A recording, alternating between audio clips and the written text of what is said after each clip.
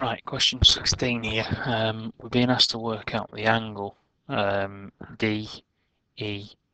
So the angle in here is what we're after. We know that EAL is an equilateral triangle, so the first fact is that will be 60 degrees, because we've got each one of these angles in here will be 60 because it's 180 in total. What we need to work out are the angles on both sides here and here. And we've got a pentagon. So with a pentagon, there is one fact I remember about all polygons, that the angles on the exterior angles,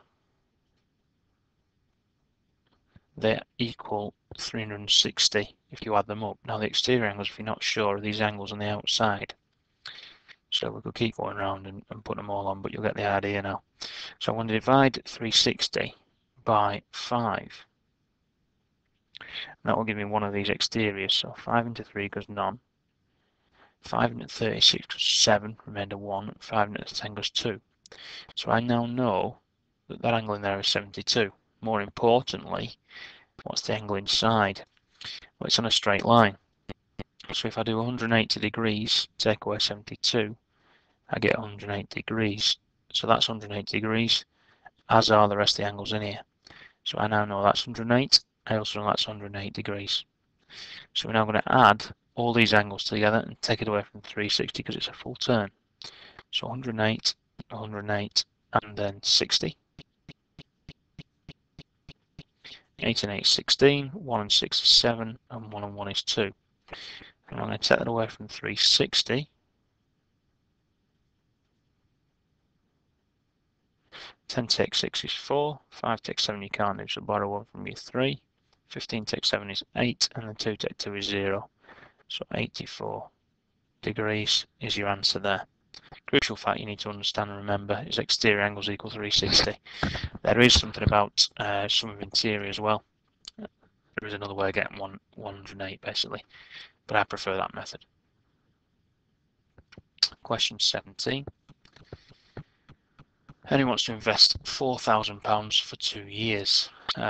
You can choose between two different banks, earns 3% per annum compound, and then the other one is earns 3.2% per annum simple interest. Each year's interest is paid by a cheque.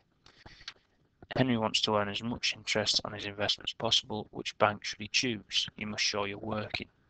So personally, because it's a star question, I break it into 2 parts because there's 2 sections to work out. So the first thing we've got is £4,000 per annum. Now, compound interest means, first of all, we work out 3% in the first year. So if I work out 1% first, so divide that by 100, which gives me £40. So triple it, 3% then is £120. So after the first year, that bank account will have £4,120. Then the second year, you work out 3%, but of this number, because it's compounded. So 1% of this is £41.20. So 3% of this is treble this number, is £123 and £123.60. So we then add that onto the amount that we had before, which will then give us £4,243.60. So that's the total on that account. Now this one is simple interest. It means it works out the interest on the first amount and then just keeps adding that on each year. So 3.2%. Well, 1% we've already worked out is £40. So to get 0.2%, if you divide this by 5 to go from there to there, so divide this by 5, I get £8. So in total, 3.2% then would be 40, 40, 40 and an 8, which then gives you £128. So £128 here. I add that on then to my original amount, but we're going to double it. Why? Because it's going to be paid this over 2 years. So I then get £256. Add that on in total then. We've got £4,256 there. So which one do I go for? I go for Bank B. Why? because you get, and now you can work out how much more. Well, it's around about £13. It's £12.40 more interest. Question 18. So we're looking at the fact these are similar. So similar triangles, work out the length of DF. So part A. Well, to go from here to here, you compare the differences 4 to 6. Well, if we double it in half the difference, that will give us what we're after. So if we look at the amount we double and half it, that will give us what we need. So if I get my 9, I double that to get 18. Then it should gap. So it's actually, if I've got a double amount, half the gap of that, I get 4.5 I'd have done. So if I add 4.5 to 9, that gives me 13.5. So 13.5 will be my answer. So that's the first step there. Then, secondly, we're asked to work out the length of BC. So part B here. So we're going this way and we're going backwards. So this time, we've got to go from 6 to 4. Well, how would I go from 6 to 4? Well, I could divide it by 3 and then double it. That's one way of going. So if I take my 10.5, divide it by 3 first of all. So I'm going to do that here. 10 into 1 goes 0, 3 into 10 goes 3, and then 3 into 15 goes 5. So I get 3.5, and then I'm going to double that, which will then give me 7. So the answer there is going to be 7 on this part. Question 19. Solve the following simultaneous equations. So we've got 5x minus 2y equals 13. And we've also got 7x plus 4y equals 8. So we want to make either the x's or the y's the same. The way I'm going to do this is just by doubling the top equation. So I then get 10x minus 4y equals 26. Then write the other equation underneath again. Now the way I'll get these to cancel out is by adding them up together. So I'm going to add both equation sets together. That will then give me 18x. That cancels, and I add these together, I then get 34. So I've got 18x equals 34. And at that point I pause, so that it doesn't go into it. That's because I actually can't physically add 10 and 7 together to give me 17. Divide 17 into 34 then, so I've got x equals 2. We then put that back into one of the equations. I'll put that into the first one. So 5 lots of 2 minus 2y equals 13. So 5 times 2 is 10. Take away 2y equals 13. Take my 10 over, so I get minus 2y equals 3. Divide by 2. That then gives me divide by minus 2, so it's half in this. Gives me minus 1.5. I'd also double check that in this one here. So 14, take off 14 from your 8, which is minus 6, divide by 4. That will then give you the same answer here as minus 1.5 again. So there are two values. Question 20.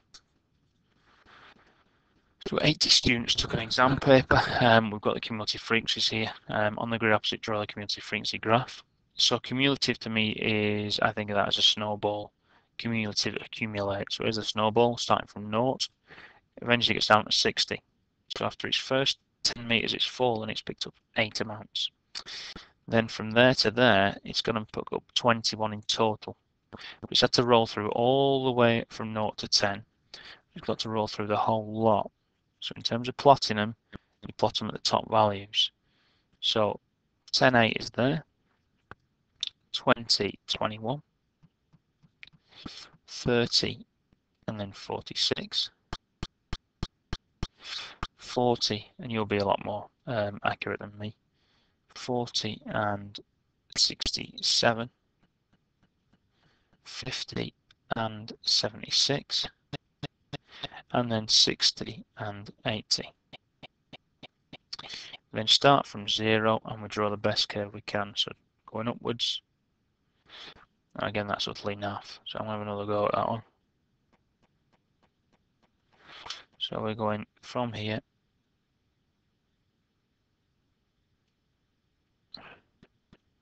In terms of dia curves, you won't get much worse than what I'm drawing here. It's very hard on the computer, but you can do it a lot more smoother. It'll have a bit more of a flick at the bottom and flick more at the top. Now, we're told certain information. It says in the space provided and draw a box plot for paper 1. So we know that the lowest score was 9, so we can put a little dash at 9 here. We know the highest score was 52. Now what we also need is the median and the lower and upper quartiles. So the median, because there's 80 points, it's halfway, so it's at 40. So we'll go up 40 and hit it, and come down, that's about 25. Now you'd obviously use a ruler on this. So 25 would mark there as a slightly bigger one. We've then got 60 for the upper quartile, and then come down. So again, this one is looking about 35. And then we've got the lower quartile at 20, and going across, I'd say that's around about 16-ish. Then go across here and draw our lines in. And there's our block shot drawn. Again, please use a ruler and pencil on yours. And it says compare the marks scored by the students on paper 1 with the marks scored on paper 2. So what we can say is 2 comments really. On average, this is for part C, looking at the median here, so you can state on average, paper 1, paper 2 scores were higher. And also then stick down actually what the medians were. So median for P1 equals, and then put 25. P2 equals 32. And then the scores, now if we have a look, the scores on paper 1 were more consistent because the lower and higher values here are a lot closer together. So paper 1 scores were more consistent because you can just put underneath smaller, and it's interquartile range, because if you look at the box, basically the size of the box, that take away that is a lot smaller than that bit there, take away that. That was question 20.